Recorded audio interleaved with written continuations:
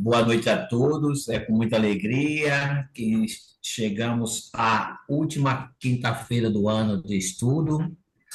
Nós que estamos estudando esta sétima obra da coletânea do nosso querido André Luiz, né? Entre a Terra e o Céu. Hoje receberemos a nossa irmã Mara Sucena, da Associação Espírita Mãos Unidas. Teremos na harmonização a nossa querida Rita Zambuja, na prece inicial, Helenilza Jardim, e eu encerrarei o estudo do ano. Helenilza? Helenilza não, Rita, aliás, desculpa. Boa noite a todos do livro Minutos de Sabedoria do Pastorino, 21, a mensagem. Evite o luxo supérfluo. Tudo que sobrecarrega o ambiente atrapalha a vida. Seja sóbrio e natural. O artificialismo distorce e cansa fadigas inúteis. A sobriedade repousa o espírito e o corpo. Seja sóbrio e natural em tudo, desde a sua pessoa até o mobiliário de sua casa. Quem pouco tem é que procura mostrar mais do que possui. Que assim seja. Queridos irmãos, vamos unir os nossos pensamentos para falar com Deus. Deus, nosso Pai de amor e bondade, Mestre Jesus, guie e modelo de nossas vidas, amigos espirituais que nos protegem e nos inspiram nesse momento. Pedimos permissão para dar início ao estudo dessa noite. Pedimos as bênçãos, Senhor, para nossa irmãzinha que vai falar com a gente. Que sejam inspirados os melhores sentimentos em nossos corações. E que possamos dar entrada, dar início nesses estudos, dizendo graças a Deus e que assim seja. Obrigado, Rita. Obrigado, Helenilza. Mais uma vez, é com muito carinho que recebemos a nossa irmã Mara Sucena, da Associação Espírita Mãos Unidas, da cidade de São Paulo. Ela aqui dividirá conosco esse capítulo intitulado Irmã Clara, número 22, que nós possamos abrir nossos corações, nossas mentes, para absorver tudo que a nossa irmã Mara trouxe para dividir conosco. Boa noite, Mara. A palavra é sua. Que Deus te abençoe. Boa noite a todos. Um prazer estar aqui para falar um pouquinho dessa obra tão especial que alimenta sempre a nossa alma. E para isso a gente vai compartilhar algumas telinhas para contar um pouco dessa história tão bonita, né, que também nos emociona. Então vamos compartilhar.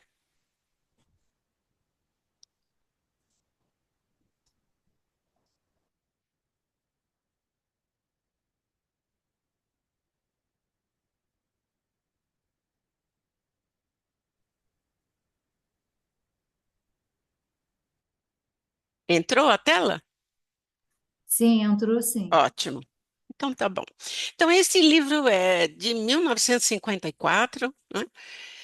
E a gente vai mostrar alguns desenhos que é do Projeto Imagem, e o Projeto Imagem é um projeto que foi realizado já há bastante tempo, exatamente para trazer um pouco mais, vamos dizer assim, de vontade da gente aprender a principalmente as obras de André Luiz, mas não só as de André Luiz, porque também temos imagens nas obras de Emmanuel e algumas outras. Se alguém tiver interesse, é só entrar lá, Projeto Imagem, que vai saber um pouquinho mais a respeito. E tem um desenhista profissional que faz esse trabalho. Então, é um trabalho realizado por uma equipe que realmente está interessada nisso. São desenhistas espíritas, tá? Então vamos lá. Vamos falar um pouquinho de como, por que será que esse capítulo está aí no livro? Por que será que a irmã Clara aparece nessa obra? Então a gente vai fazer um lembrete lá do comecinho da obra, quando Evelina faz uma prece para Odila, que é a mãezinha dela que está desencarnada. Então a gente vê a imagem aí dela orando para a mãe, o pai, o Amaro, está ali atrás fazendo uma leitura e ela está pedindo para a mãe ajudar a Zulmira, que é a segunda esposa do pai dela. Então seria a madrasta dela, né? Ou boadrasta, como alguns gostam de falar, porque era uma pessoa de bem. E ela pede para ajudar, porque a moça está acamada, ninguém sabe o que ela tem, né? E a complicação é grande. O interessante é que, nesse dia que ela faz a prece, o ministro Clarencio está lá junto do André Luiz e do Hilário, numa casa que a gente pode chamar de Casa da Prece, onde realmente são recebidas muitas preces que vêm aqui do plano terrestre, né? Preces que são feitas de coração, é bom dizer isso, não é aquela prece que simplesmente é falada, né? Quando a gente sente de verdade. E alguém fala para o ministro, olha, tem uma prece aqui de uma jovem, de uma discípula sua, uma pupila, ela chama, que já está lá encarnada há uns 14, 15 anos, e ela está pedindo, e ela mostra um gráfico da prece, porque a prece está sendo refratada. A Odila, que é a mãe, não está ouvindo o que a filha está pedindo, nem está ouvindo a filha. Mas a prece não está perdida. E é a partir desta prece que esse livro vai se desenvolver, porque tem uma história toda nessa condição da Zulmira, que está acamada, sem saber, os médicos não sabem o que ela tem, e, portanto, vai ser um ponto de referência aqui. O interessante é que o ministro pergunta para o André e para o Hilário se eles querem acompanhar o caso. Ele se interessou pelo caso, ele conhece a Evelina, lembra dela, ajudou quando ela foi encarnar, né? E eles, é claro que aceitam ficar junto, e ele então dá 2 dias para se inteirar de todo o assunto. É interessante que a gente percebe que o ministro Clarencio pede um tempo para analisar todos os fatos que estão ocorrendo. Ele não sabe de antemão tudo. Então, isso fica também gravado aí, para a gente saber que nem tudo ocorre tão rápido. Às vezes a gente faz um pedido e quer que ele imediatamente seja aceito, seja atendido, né? E nem sempre acontece isso. Mas aí, então, eles investigam, vão lá e ficam sabendo do problema. E o problema é exatamente a Odila. A gente está vendo aqui nessa imagem a Zulmira acamada e a Odila ali pressionando, né? Parece que tem até uns raios ali magnéticos, e tem mesmo, onde há uma pressão muito forte. Porque, na verdade, a Zulmira não cuidou bem do filho dela, que acabou desencarnando, afogado lá no mar, num dia que ela não tomou muita atenção, até no fundo desejou que isso acontecesse, e quando aconteceu, do menino morrer, ela ficou muito mexida e se arrependeu, mas ela ficou com culpa. E a culpa faz o quê? Faz a gente abrir um campo para possíveis obsessores. E foi exatamente isso que aconteceu. A culpa fez com que ela abrisse brecha para que a Odila interferisse. E a Odila estava ali, firme, forte, muito brava e querendo que ela sumisse do pedaço. Ela não admitia que ela tivesse casado de novo com o marido dela. Então havia ciúmes. Havia aquela sensação de que ela não tinha cuidado da criança, então estava forte aquilo. O interessante, a gente está vendo ali a jovem que está junto, o André não chega a nominá-la, mas a gente está vendo o André Luiz, o Hilário e o ministro Clarencio. E o André e o Hilário, como sempre, são um pouco querem resolver as coisas muito rápidos. Eles ficam assim vexados com aquela situação. Como assim? Nós não vamos deixar isso acontecer? E falam para o Clarencio: vamos tirar a Odila daqui, vamos desligar, né? E o ministro, muito sabiamente, diz o seguinte: onde podemos desatar, não devemos cortar. É bem interessante. Ele não fala com estas palavras, tá? Mas ele está contando que não é interessante a gente cortar laços que podem depois trazer ser prejudicial. O fato deles cortarem ali os laços entre uma e outra poderia, de alguma forma, influenciar a tal ponto que a Zulmira poderia desencarnar. Então ele diz: não, vamos esperar um momento adequado para que a gente possa trabalhar nessa situação e conseguir libertar a Zulmira dessa influência tão forte que a Odila faz. E aí, essa, a obra vai continuando, vai contando muitas situações, muitos casos que têm a ver, tá? Não tem nenhum caso fora da situação, fora do enredo, né? E aí a gente chega lá no capítulo 22, cujo título é Irmã Clara. E quem será essa irmã Clara? E é muito interessante porque o André Luiz quando ele começa a falar, ele faz uma descrição da casa da irmã Clara e ele é até um tanto poético. E eu lembrei de uma situação que é provável que muitos conheçam, mas não sei se todos. E eu vou contar um pouquinho dessa história. Por quê?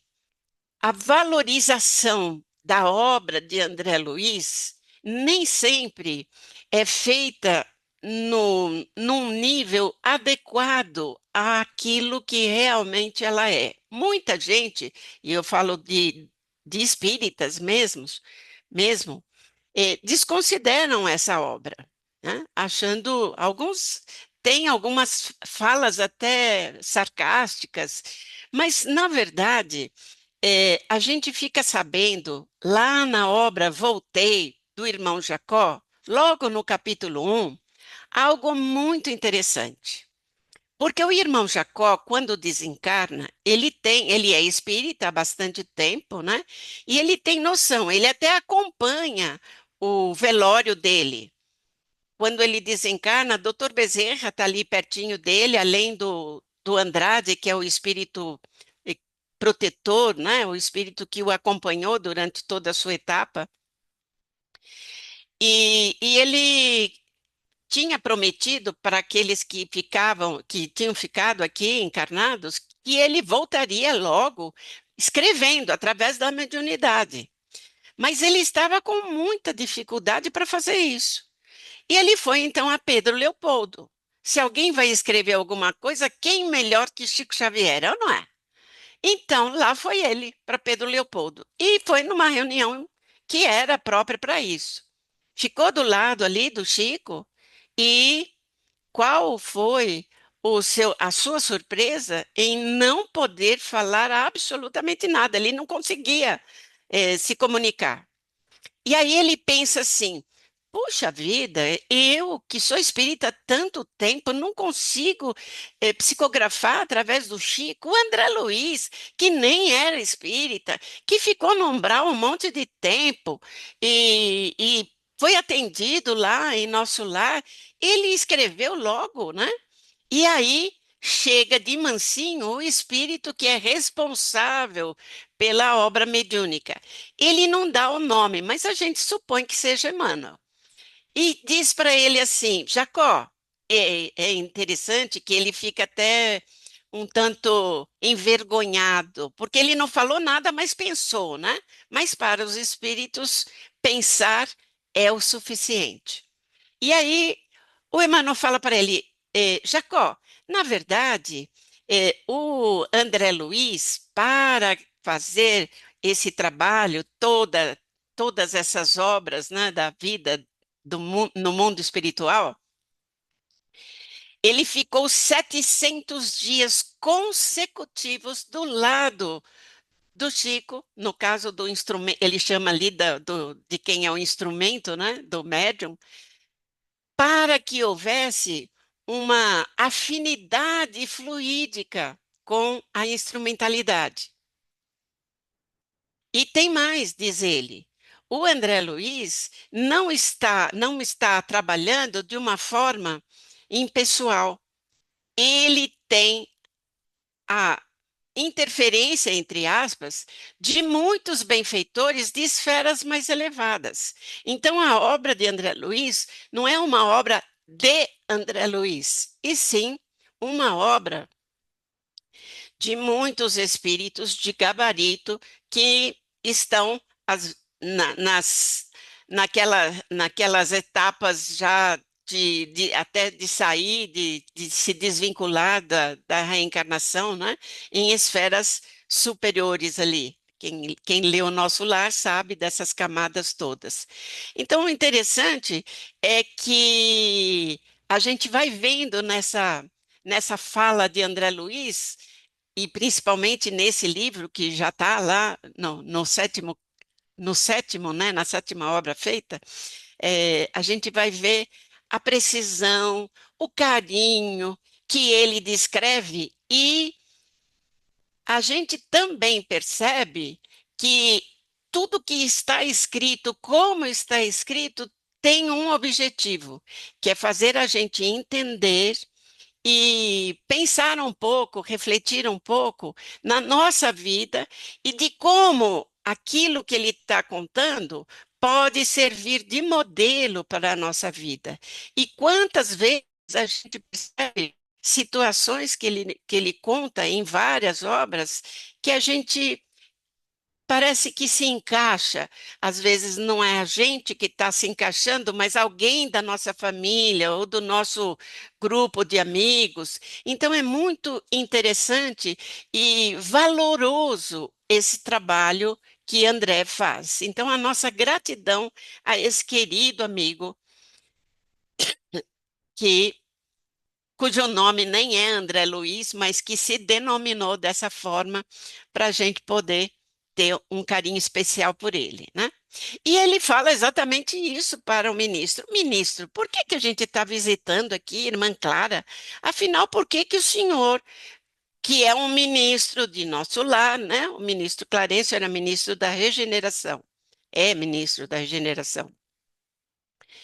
E ele diz: por que que o senhor não resolve essa situação? Afinal de contas, já resolveu tem tanta experiência, né? Porque, veja, estamos no capítulo 22 e a situação toda começou lá no capítulo 1, mas no 2 ou 3, mas foi nessa sequência, né? E tudo isso foi se desenrolando e sendo atendido exatamente pelo ministro, né? Então o André está surpreso. E ele diz o seguinte: esclarecer, André, não é, ele não usa a palavra esclarecer, ele usa doutrinar, que é semelhante, né? Não é o mesmo que transformar. Interessante isso também a gente perceber, porque às vezes a gente esclarece, quem trabalha na mediunidade, por exemplo, em reuniões mediúnicas, esclarece o espírito, mas não transforma o espírito. É através da conversa que o espírito vai ser transformado ou vai se transformar, né? Então, antes dessa chegada aqui, ele fala que ele tem sim uma condição, um poder magnético, vamos dizer assim, uma força magnética, ele diz assim, que é capaz de operar a mente dos espíritos, né? E, no entanto, para fazer a transformação, essa recuperação de fato, precisa de alguém que tenha um sentimento sublimado. Ou poderíamos dizer que ame incondicionalmente.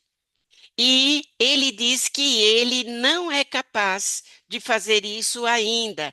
Ele não é capaz de tocar os corações. E o André então entende, e nisso eles chegam lá na residência da irmã Clara. E ele descreve muito bonito, falando da noite clara, né, do luar, e conta da edificação que tem árvores no entorno, muitos jardins, é algo assim que realmente faz a gente eh, se emocionar até, de ver um cantinho tão gostoso, né? A gente até gostaria de estar num cantinho assim, né? Ele conta que a casa parecia um verdadeiro educandário. E aí eles entram, né? E quando eles entram, quem os recebe é a irmã Clara, que na verdade está ocupada. Ela está dando uma aula. E no salão em que ela estava, que ela os recebeu, era um salão bem grande. Conta, e o André que conta isso, que tinha 40 alunos, e ela conta que estava falando sobre a influência da voz. Mas ela pede desculpas que ela não pode atendê-los naquela hora, mas que eles ficassem ali à vontade, que podiam partilhar da conversa que ela estava tendo com aquele grupo, né? E em seguida ela conversaria particularmente com eles. E aí é o Clarencio que se desculpa. Ele fala: Não, nós é que estamos aqui invadindo o seu pedaço, né? Fica tranquila, a gente vai ficar até a hora de acabar, nós não temos nenhum problema com o tempo. Pode ficar tranquila. E aí foi exatamente isso que aconteceu. E aqui a gente tem uma imagem também do projeto Imagem da irmã Clara, que o André descreve como sendo uma jovem senhora. É alguém que está ali entre a mocidade e a idade madura, né? Que ela é muito delicada, de feições muito delicadas, fala da cabeleira dela, então daí ter essa cabeleira que a gente vê como o desenhista fez, né? E fala dos 40 alunos que estão ali ouvindo-a, dizendo que não é propriamente uma sala de aula, que eles estão em grupos, em cantos, como o salão deve ser grande, né? Ouvindo e participando e conversando junto, tá? Então, é uma aula que tem interação, e a gente vai ver que isso está acontecendo, essa interação, né? E a gente está aproveitando aqui para falar, para mostrar uma fala da irmã Clara. É uma fala que está adaptada. O Américo gosta muito de ilustrar alguns pensamentos, algumas frases, né? Então, ele que fez isso para a gente. E a irmã Clara diz assim, que as palavras possuem uma energia elétrica específica, libertando os raios de natureza dinâmica. E aí, a gente vai falar um pouquinho sobre essa história da palavra ter essa energia, né? Então, eu vou fazer um parênteses aqui para lembrar um cientista que já está até desencarnado, o Dr. Masaru Emoto. A figura dele é essa aqui, muito simpática, né? Ele já está lá no plano espiritual. E enquanto esteve aqui, ele trabalhou muito para nos mostrar que a água tem memória. É interessante isso. E ele fazia o seguinte: ele pegava a água de alguns lugares especiais ou em algumas situações especiais, e a gente vai ver uma situação, já vou mostrar já já, e gelava essa água, congelava essa água. E depois dessa água congelada, ele raspava o gelo. Ele e algumas pessoas que trabalhavam com ele também. Raspavam o gelo, punham em lâminas para microscópio e no microscópio, claro que aqueles microscópios eletrônicos muito potentes, né? Eles tinham essa percepção do cristal que formava a água, que era congelada, na verdade o gelo, né? E ele fazia experiências com várias situações.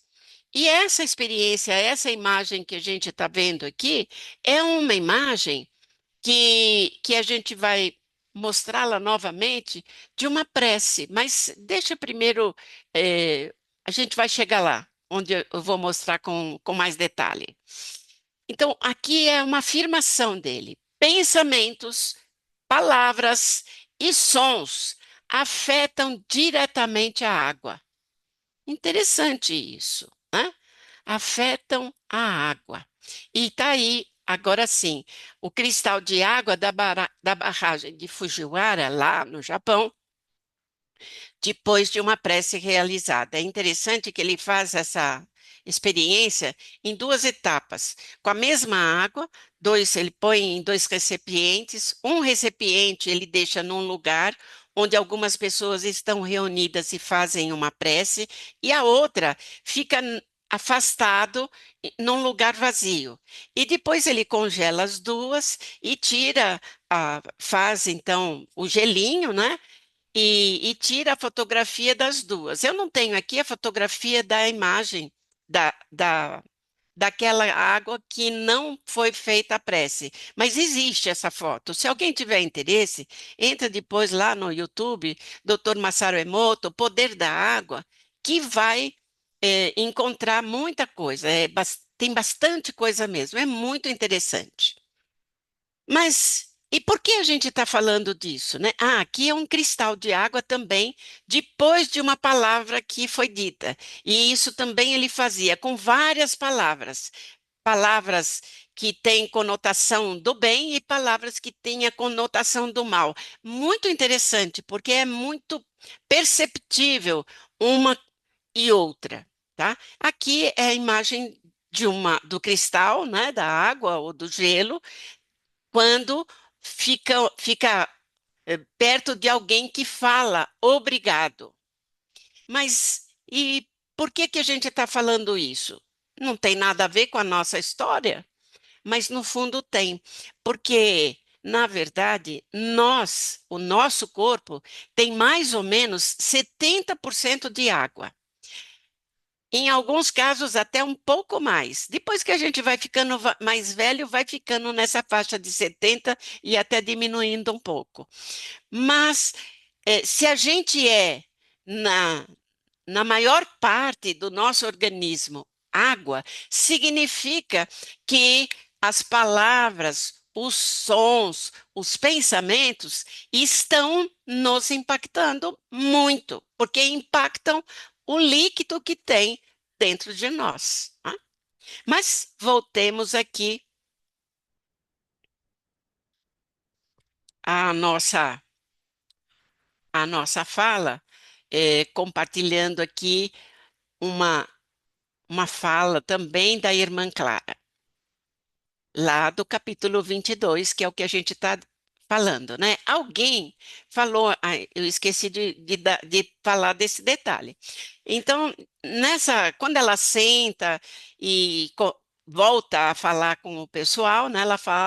Ela fala então sobre essa importância da palavra e alguém fala assim, bom, uma senhora pergunta, então a gente não pode ter cólera, a gente não pode se encolerizar, né?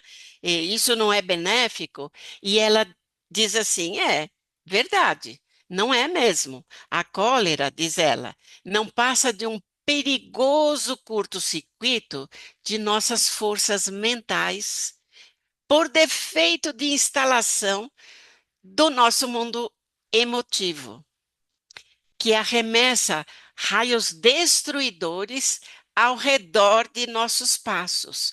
Olha que interessante. Se a gente lembrar de alguma oportunidade que aconteceu que a gente ficou com cólera, ficou com raiva, será? A gente é espírita? Será que a gente fica com raiva? Será que passa isso por nós? Ou será que a gente já está tão santificado que não? Mas, na verdade, acontece em alguns momentos, sim, que a gente se enraivece, né? Fica bravo, grita. E é exatamente isso que ela está contando aqui, que é um curto-circuito que está acontecendo nas nossas forças mentais, né? Que a gente deve, então, eh, tomar um pouco mais de cuidado para que a gente não tenha essa condição acontecendo com frequência. Talvez vocês não fiquem encolerizados, mas muito provavelmente conhecem alguém que fica. E em algum momento da nossa vida já aconteceu, até na situação de pai e de mãe, né? A gente, como pai ou mãe, eh, atendendo, cuidando do filho ou da filha, e brigando com eles muitas vezes, e hoje a gente vai analisando como isso é pernicioso e como tem educadores, como por exemplo Maria Montessori, que trabalha exatamente essa condição da gente procurar conversar e não brigar e não ficar bravo, né? Ficar na mesma altura, se a criança é muito pequena, ficar na mesma altura da criança e conversar com ela de uma maneira tranquila, calma, serena.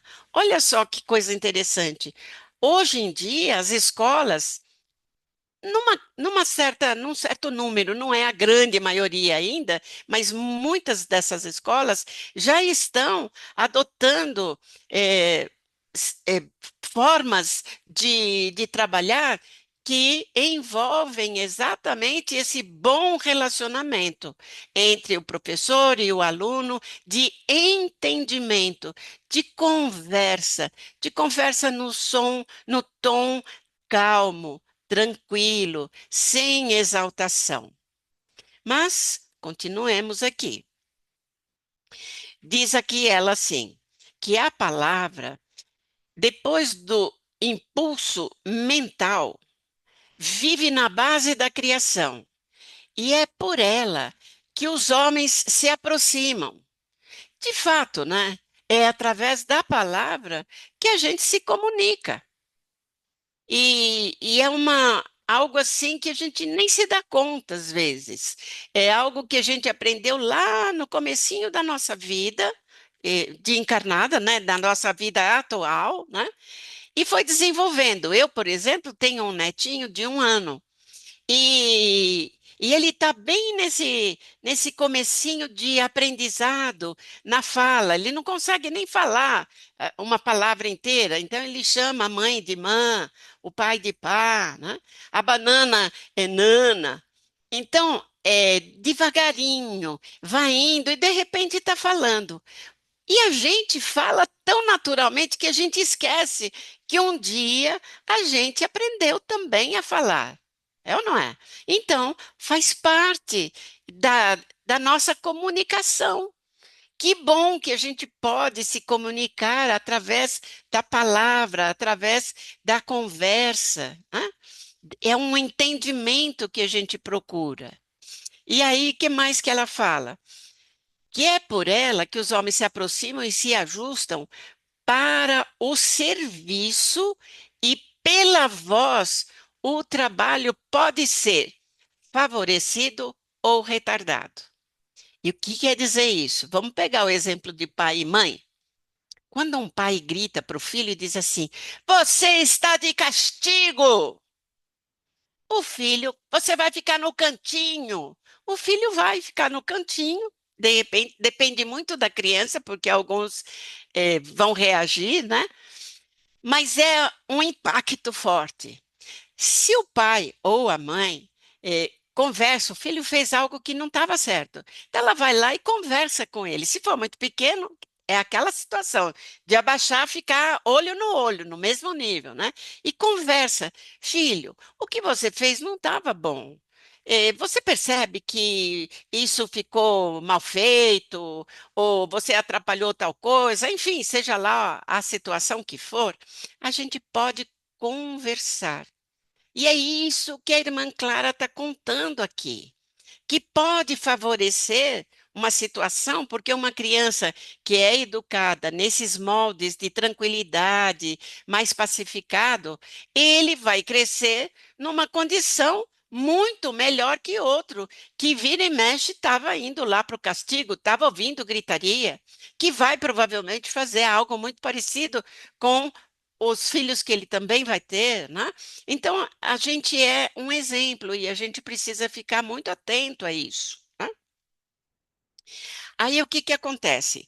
Um dos alunos que estavam lá falou assim: Irmã, e se a gente trocasse, em vez de cólera, a gente substituísse a palavra por indignação?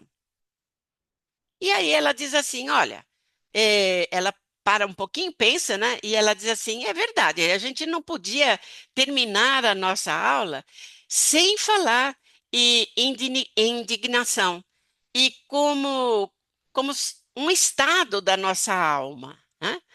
E às vezes necessário. Então ela está contando que a indignação muitas vezes acontece e naturalmente nós sofremos a pressão do globo terrestre que a gente está, do planeta que a gente está, né? A gente está encarnado aqui, então sofre essa influência. Por isso, é muito comum, muitas vezes, a gente se indignar.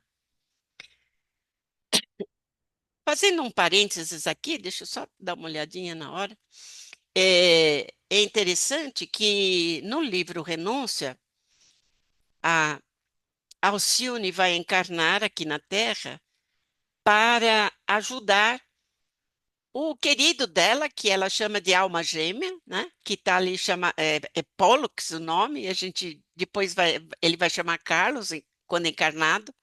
Mas quando ela encarna, aliás, para encarnar, ela pede para permissão, ela não está no nosso planeta, ela mora num planeta ligado a Sírios, e ela pede permissão para Jesus para poder encarnar. Na verdade, eles orientam e aconselham para ela não encarnar. Exatamente por isso, porque eles falam, na verdade é ele, é o Antênio, que é um instrutor ali, que está representando Jesus. Jesus, deixa eu tomar uma aguinha aqui. E ele diz que ela iria sofrer as influências das leis da matéria aqui, e que talvez isso não fosse benéfico para ela, mas ela insiste. E ela vem, e quem leu Renúncia sabe que ela passou ilesa, ela foi ótima, não teve nenhuma consequência negativa, pelo contrário, foi uma figura exemplar, né? É um livro maravilhoso. Quem não leu, vale a pena ler. Com uma caixinha de lenço ali do lado, porque muitas vezes a gente vai às lágrimas, né? Mas mostra, eu contei isso porque mostra que a influência da matéria sobre nós, do ambiente que a gente está, também é muito forte. Às vezes a gente faz uma coisa meio que sem querer. É realmente tudo que a gente está vivenciando. Nós estamos num meio que é um meio complicado. Daí estarmos num planeta de provas e expiações. Se não fosse isso, não aconteceria. Se estivéssemos num planeta feliz, com certeza não teríamos essa influência forte que a gente sente aqui nessas situações. Mas continuando aqui, diz ela, então, é, tudo bem, né? Às vezes é necessário e é admissível que a gente fique indignado. No entanto, diz ela, devemos ter controle, dessa inflexão vocal sobre a nossa indignação. Eu posso ficar indignado, mas eu não preciso gritar, alardear aos quatro cantos que eu estou indignado, né? E aí é interessante que a gente vai ver uma fala numa mensagem de Emmanuel muito interessante. A mensagem é do livro Fonte Viva, é a mensagem 86, e olha só o título da mensagem: Estás doente? E Emmanuel descreve as situações principais pelas quais a gente fica doente, né?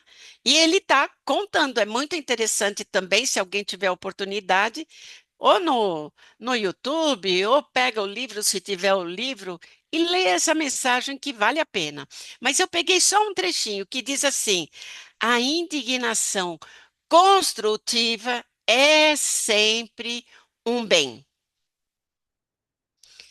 Quando usada, olha que interessante, em serviços de elevação. Mas quando diária e a propósito de tudo, então tudo te deixa indignado, né? Nesse caso, diz ele, é um hábito pernicioso de consequências imprevisíveis.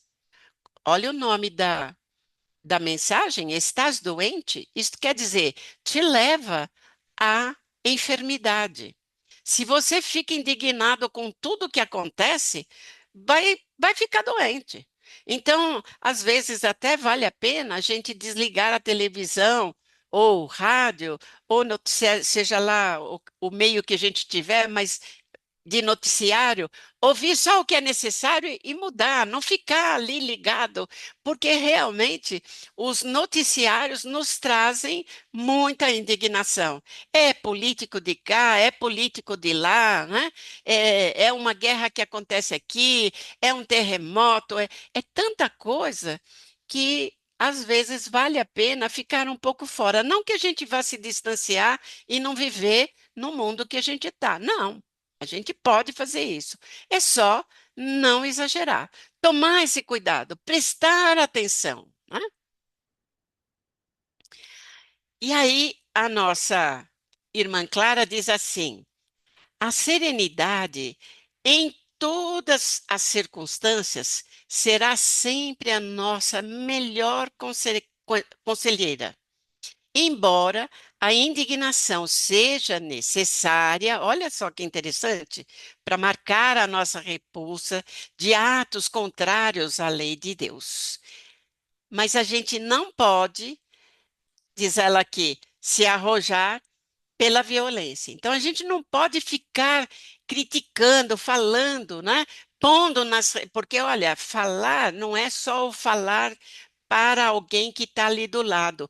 É também quando a gente põe nas redes sociais aquilo que a gente está pensando, indignados, né? Isso também é nocivo para cada um de nós. Então a gente precisa tomar esse cuidado que a nossa irmã Clara está dizendo aqui, tendo serenidade, calma, né? Pensando antes de falar, aliás, aquela, não sei se chega a ser um ditado, mas conte até 10 antes, ou até 3 ou até 10 antes de falar, né? É muito bem-vindo, porque às vezes nessa nesse silêncio que você faz para consigo mesmo, você pensa um pouquinho mais e alguma coisa que você ia falar e que de alguma forma poderia prejudicar, ferir alguém, acaba não saindo e tudo bem. A influência magnética chegou, mas a da fala é maior ainda. Então, pelo menos a gente conseguiu dominar a nossa fala. Por isso, quando a gente está bravo, ou nervoso, ou nervosa, né, vale a pena a gente ficar pensando nessas situações e às vezes contando até 3, 4, 5, 10, quanto for necessário. Ou usar aquela técnica do Chico da água santa, né? Que ele tomava a aguinha, um gole, e ficava com a água na boca para não falar. Também é uma saída boa, né? Muito bem. Ela diz aqui que, além de tudo, nós somos o centro de atração e que o nosso exemplo vai valer muito. Principalmente se a gente tiver no nosso pedaço crianças, jovens, né? Ou as pessoas mesmo que podem estar, não precisa ser criança e jovem, a gente pode estar num núcleo e de alguma forma, falar algo indevido. E o nosso exemplo vai ficar ali marcado, né? Afinal, a gente tem uma responsabilidade em sendo espíritas. Por quê? A quem mais é dado, mais será cobrado, né? Isso Jesus falava.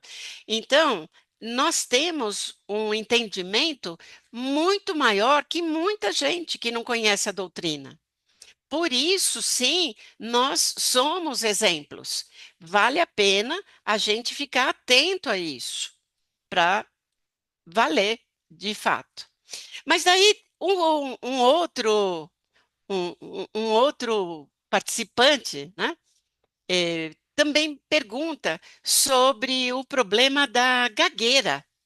E é interessante e da diplofonia. Não sei se vocês conheciam esse termo, é, ele significa aquela pessoa que fala e que a voz se altera.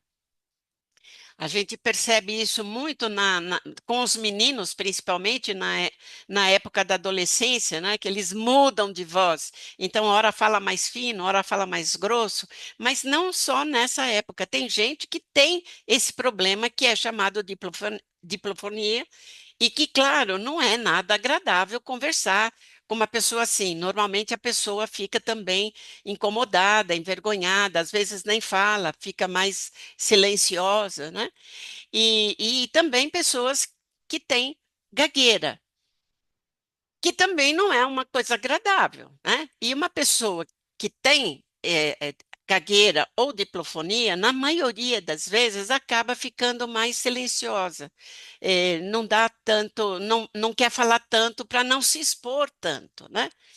E é interessante que a irmã Clara comenta que isso faz parte, normalmente, da lei de ação e reação. Problemas lá de outras vidas, muito provavelmente, em que a pessoa abusou muito da fala, de repente do grito, da imposição, né?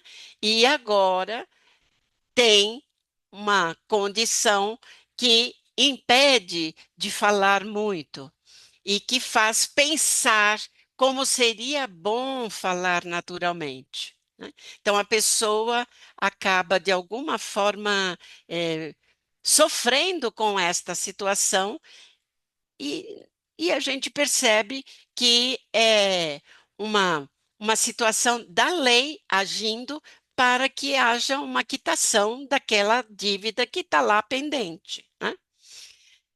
E aí, a aula acabou e o pessoal sai, né? A irmã Clara vai para uma salinha ali do lado, que é uma salinha menor, para conversar com eles, né? E explica por que que eles explica não, pergunta por que que eles estavam ali, qual era o motivo, né, da visita deles, né? E aí o Clarencio explica que, opa, deixa eu tirar aqui, que eles estavam ali para ajudar uma pessoa que estava tendo alguns problemas com, que era exatamente a Odila, né? E aí a irmã Clara fica até comovida, porque é como se ela tivesse se identificado com aquela situação, né? E ela, o André diz assim, que ela se comoveu e ele percebeu que ela eh, tinha valores morais muito altos, fortes, né? Mas que trazia algumas mágoas imanifestas, que de alguma forma, quando se falou que era alguém que precisava entender que, que era necessário deixar aquela, no caso a Zulmira, aquela jovem que ela estava influenciando ali, tranquila, porque ela estava causando mal, ela precisava então saber que aquilo era nocivo para ela também, porque ela estava fazendo mal para a Zulmira, mas é claro que, consequentemente, estava também sofrendo com toda aquela situação.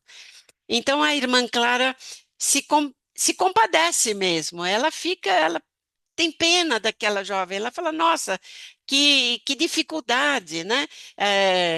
Ela diz assim, pobre criatura, né? Mas o André percebe que alguma coisa dela parecia que tinha também semelhança, porque ela chega às lágrimas, inclusive, né?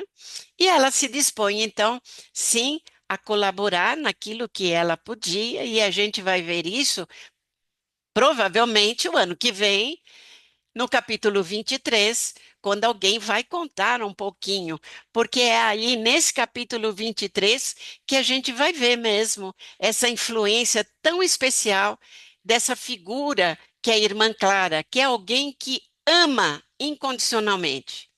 E é muito interessante, porque em quase todas as obras de André Luiz, a gente vai ter um personagem, ou mais de um, que tem essa característica de amor incondicional e de enfrentar situações difíceis para trazer a melhora, o bem-estar para uma ou muitas pessoas, dependendo de cada caso. E é muito bom que a gente estude todas as obras, porque vai nos fazendo entender, é como se a gente fosse introjetando essas falas, essas histórias, e dessa forma a gente pode reagir de uma maneira mais positiva e ganhar algum pontinho nessa encarnação aqui, né? Que a gente n- não sabe exatamente os porquês de estarmos aqui, mas sabemos que esses porquês existem, que a gente possa, de alguma forma, amenizar essas nossas dívidas. E a gente vai ficando, então, com a figura do nosso Mestre Jesus, que nos inspire sempre, que a gente esteja sempre inspirado nos ideais desse nosso Mestre Jesus, que a gente sempre agradece. Descompartilhando. Nós que agradecemos, Mara, por tudo que você trouxe para dividir conosco, né, o seu pensamento e já deixar o convite, né? O convite para que você continue conosco nesse continuado das outras obras, né? Sim, Chico, que é um prazer. o Chico que faz o convite com a Helena, que você esteja conosco. Temos aí Agradeço. ainda 7 minutos. Sim, Quem quiser fazer se tiver alguma alguma. colocação, perguntar algo para a Mara, tá bom? É só abrir. Bom, eu não tenho nada para perguntar porque ela falou tudo. Muito esclarecedor o seu estudo. Só te agradecer, Mara, pela Obrigada. parceria, Uhum. tá? Pelo seu carisma, pelo, né, por esses ensinamentos que você compartilhou conosco. Muito bom Eu- mesmo. Obrigado, que bom. tá? Agradeço também.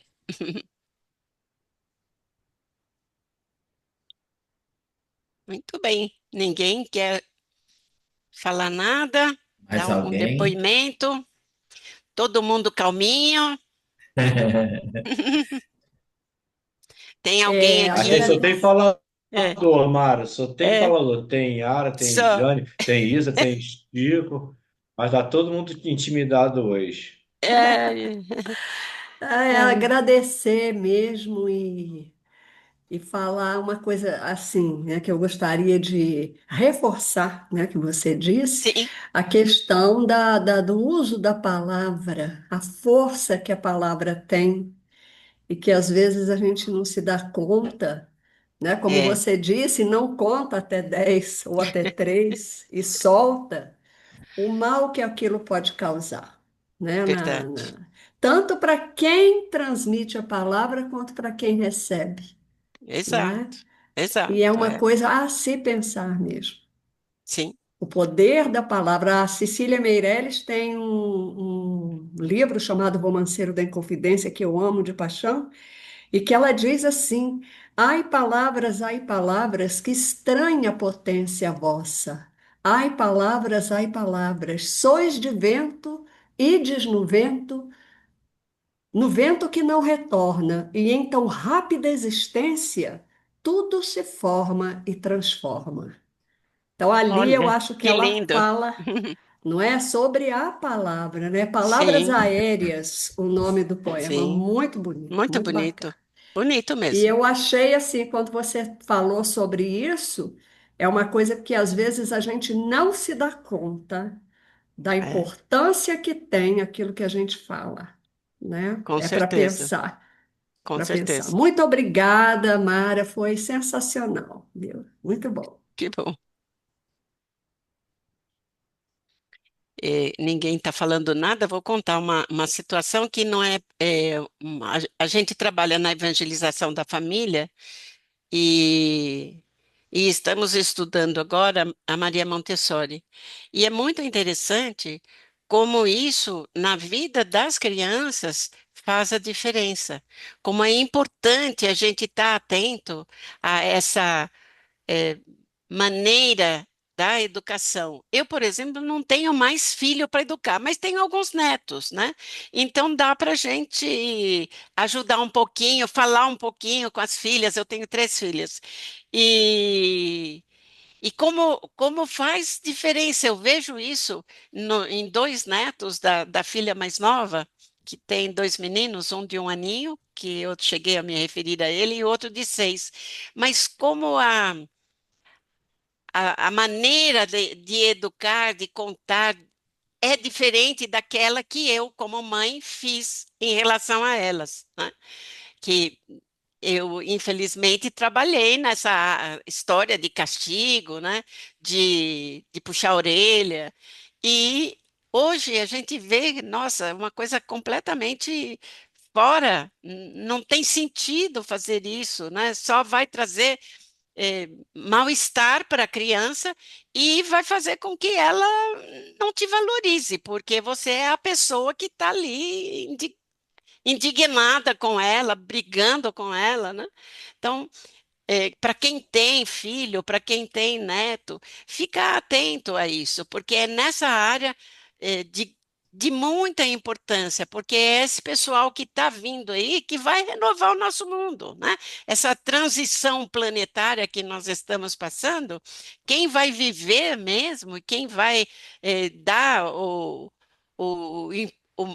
o início segundo o próprio Chico, a partir de 2057, aliás, segundo Emmanuel, né, a partir de 2057, é essa turminha que está vindo aí, a que vem agora também, né, que está chegando, que vai, de fato, vivenciar o mundo no início dessa regeneração e que vai, de alguma forma, oferecer para nós e daqui a algum tempo a oportunidade de reencarnar, né? Porque até 57 a maioria de nós nem estará vivo, mas alguns sim, mas já num ponto de idade que não vai fazer muita diferença, né? Então a gente vai ter que voltar para vivenciar um pouquinho mais nesse planeta tão especial, que a gente não cuida muito bem, mas que é maravilhoso e que a gente tem que agradecer muito, muito mesmo, porque o nosso Pai Maior nos ofereceu uma, uma natureza maravilhosa, né? A gente tem que valorizar isso, né? Isso. Mara, fica o nosso agradecimento. Manda um abraço maravilhoso para o Américo, né? A nossa gratidão também a ele por ter colaborado conosco. E eu também gostaria, em nome da casa, agradecer a todos, né, que possa estar na sala por ter dividido e estado conosco no decorrer desse 2025. Essa sala é uma sala muito boa, coesa, o grupo está sempre presente estudando, para que nós possamos iniciar 2026 unidos também, num só pensamento, num só intuito de estudar. E Verdade. Chico, Helena, a Jane também transmitir àqueles que são de fora de Nova Friburgo nossos agradecimentos por eles terem dividido conosco essa grade de estudo. Então, eu vou encerrar, né, nesse pleito de gratidão, agradecendo ao Divino Amigo por esse ano tão maravilhoso, desse grupo, de passar, Senhor, tirar todas as quinta-feiras esse pouco de tempo para absorver todas as ideias, todos os pensamentos e todos aqueles irmãos que apresentaram cada capítulo dessa obra maravilhosa, que nada mais é, Senhor, uma cartilha deixada por André Luiz através de Francisco Cândido Xavier, para que nós possamos utilizar no decorrer da nossa existência, para que possamos voltar à nossa vida, nossa verdadeira pátria, um pouco melhor, Senhor, do que estamos aqui. Obrigado, Deus, nosso Pai de infinito amor e bondade, por tudo, Senhor, por mais um dia de existência, por termos conhecido o Espiritismo, e que nós possamos, Senhor, nesse final de ano, fazer como Santo Agostinho nos convidou, possamos fazer uma reflexão de todo ano nosso, como foi o ano, para que nós possamos iniciar, Senhor, um novo ano, um novo caminhar, com projetos ainda que deixamos para trás. Que nós possamos, Senhor, com muita gratidão, encerrar o estudo dessa noite e desse ano, dando graças a Deus e que assim seja.